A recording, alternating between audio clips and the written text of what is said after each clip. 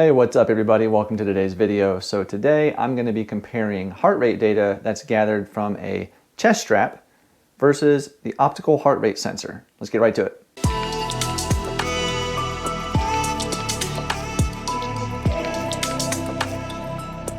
So for this video in comparison, I'm using an old Garmin Ant Plus heart rate sensor. It's paired with an old Garmin watch that I have. So all the heart rate data was gathered with this sensor right here. We'll see how that compares versus the optical heart rate sensor. And this is on the Coros Apex 46mm version. And it does have the optical heart rate sensor on the back. So all that data was gathered with this watch, and we'll just compare the two, see how they look. So for testing purposes with the chest strap, I wore it on the skin, right on the chest, right in this area. I follow all the instructions, to moisten the sensors first before you put it on. I did that. I wore it tightly and snugly. Same for the watch. Coros has an article out there about how to get the best, most accurate heart rate reading from your optical sensor. I did all of that. I wore it extremely tight on the wrist. I wear it right about here. Here is the wrist bone. They say to wear it about 1 inch above, and that's where I did it. I wear it very tight to where you really can't even get a finger beneath that. I clean the sensor very frequently, and I take care of the watch. So I tried to eliminate any variables that I could to make sure it's the most accurate comparison. With that said, I did 2 treadmill runs, 1 workout, and then 1 outdoor run, wearing the chest strap and the watch. Okay, so let's get right to the data. All right, right here is a treadmill run that I did on Friday. This was just a short run, an easy warm-up run before a workout. Average heart rate was 141 beats per minute according to the chest strap. Average heart rate according to the Coros was 152, so a little bit of difference there. Right away, if we look at these graphs, we can see it looks drastically different.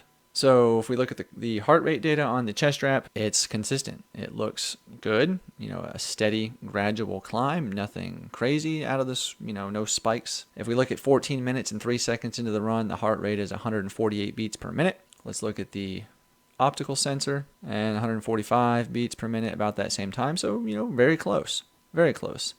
But let's take a look here. 17 minutes and 23 seconds into the run, we're at 146 beats per minute. Let's look at the chest data. We're at 143, so holding steady, about the same.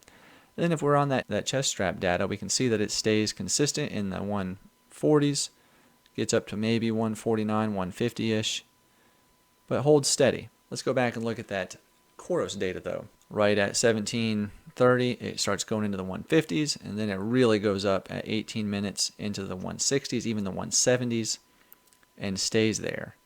Just holds high in the 160s, 170s. It peaks out at 180 or 181, which is just ridiculous because this was an easy run. I don't understand. You see the max heart rate here on the chest strap data was 159 at the end of the run.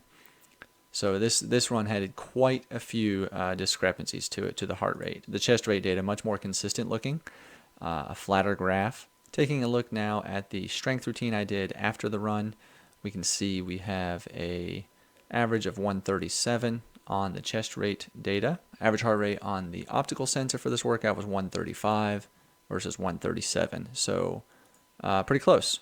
All right, but let's blow this up and take a look at it a little more in depth. All right, so if we look at this data a little bit more closely on the workout, we can see the chest rate data is much more pronounced if we just compare the graphs. Look at these graphs down here. It looks somewhat similar, but the highs and lows are much higher on the chest data. So we can see, like for instance, we go from a low point of 109-ish, 108, 109, all the way up to 184 beats per minute at 3 minutes and 15 seconds into the workout. If we look at that same 3 minutes and 15 seconds, the activity looks like 100 beats per minute at about 3:15.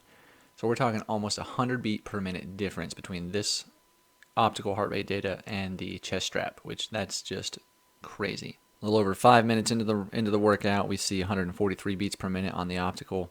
A little over 5 minutes, we're at 120, 130 beats per minute. About the same there, not bad. But again, towards the end of the workout on the chest data, we see 180 beats per minute again at 1432. If we look at about 14, let's say this is 1432-ish, we're at 125, 126.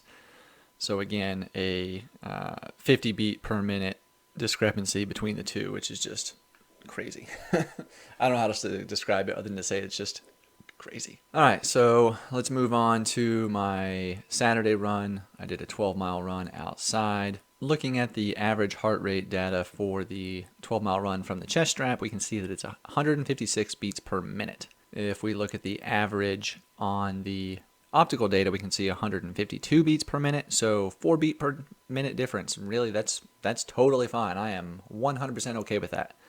If we look at the data, the way the graphs look, they, rise and fall very similarly. It's a steady, gradual climb, but basically holding steady. Again, it's the same thing for the chest data. They look very similar.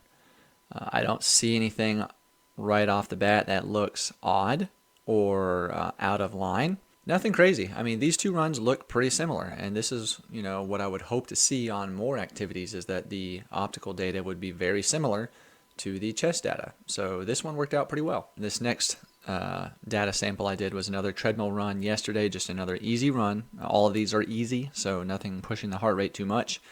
But the Coros data, I'll have to look at the Coros app, because I had to input it manually onto Strava because there was some elevation gain on the treadmill I had to input. So I don't have the heart rate graph to show you in Strava, but I do have it on the app, and I'll show you that.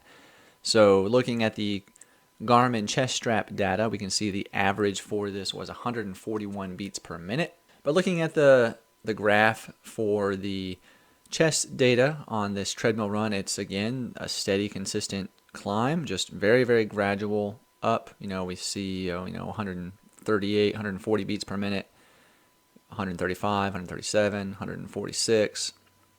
And it's just climbing a little bit up into the 150s, 159, 158.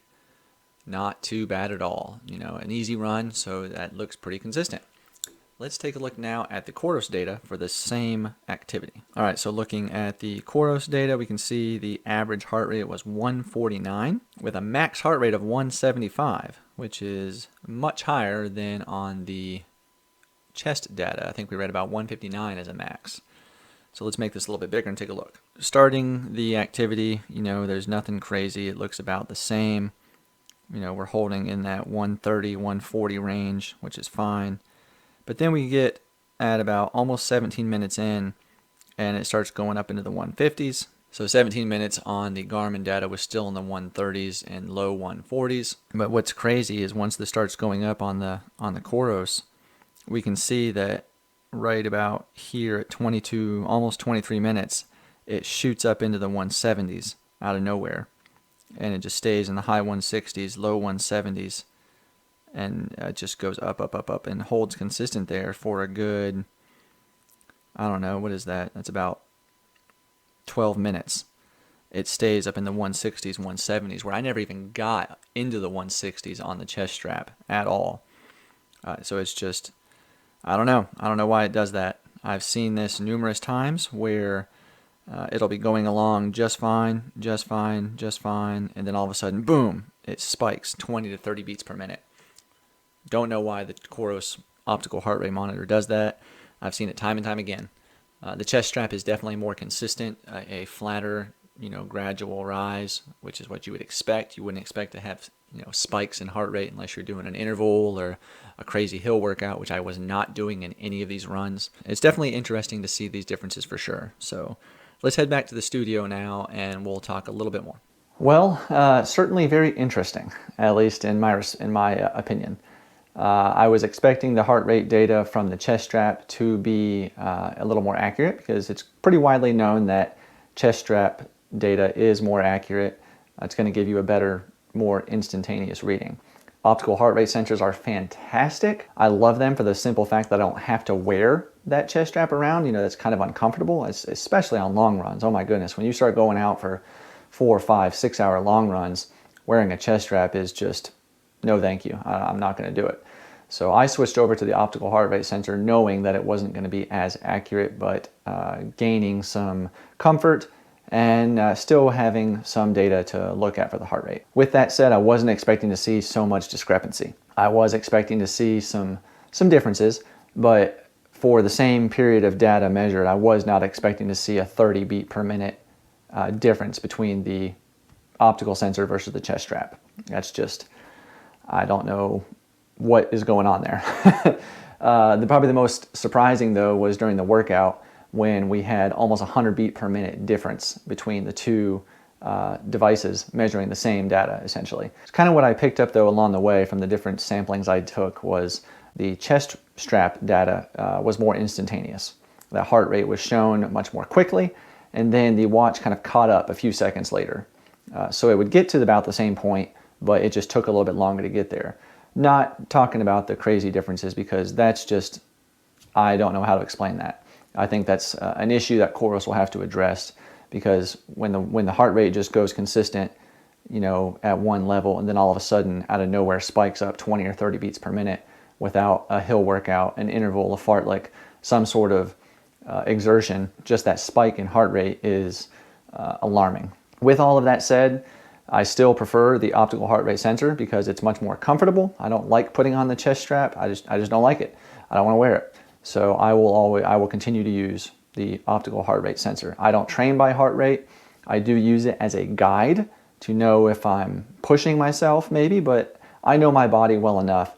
I know my heart rate now after running for years and years and years to where if I'm pushing, I can feel it, and I can pretty well guess my heart rate to within about 5 to 10 beats per minute. Listen to your body is the bottom line. You'll know when you're exerting yourself. You'll know when you're pushing hard or when you need to push harder. If you are specifically training by heart rate, I definitely recommend getting a heart rate strap. It's going to be more accurate. It's going to be quicker in reading that data and displaying it for you on your watch of choice.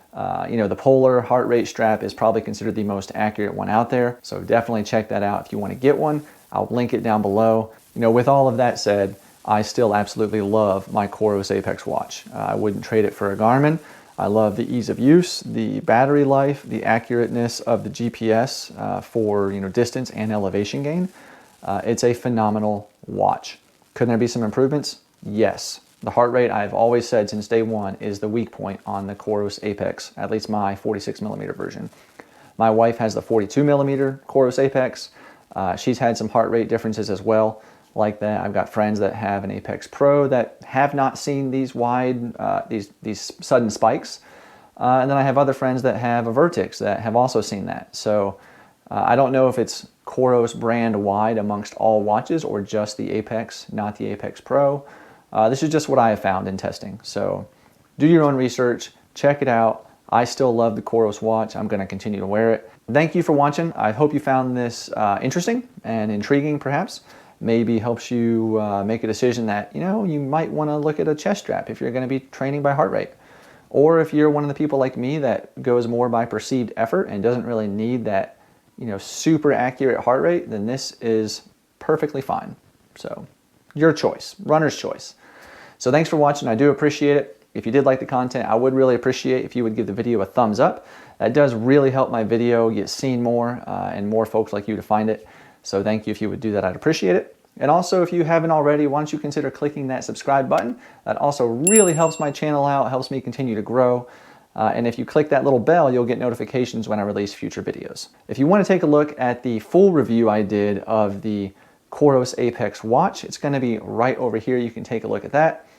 Over here on this side, we're going to have a playlist of some gear reviews, so you can find other gear that I've reviewed and take a look at all of that. So thank you for watching. I appreciate it, and I'll see you tomorrow.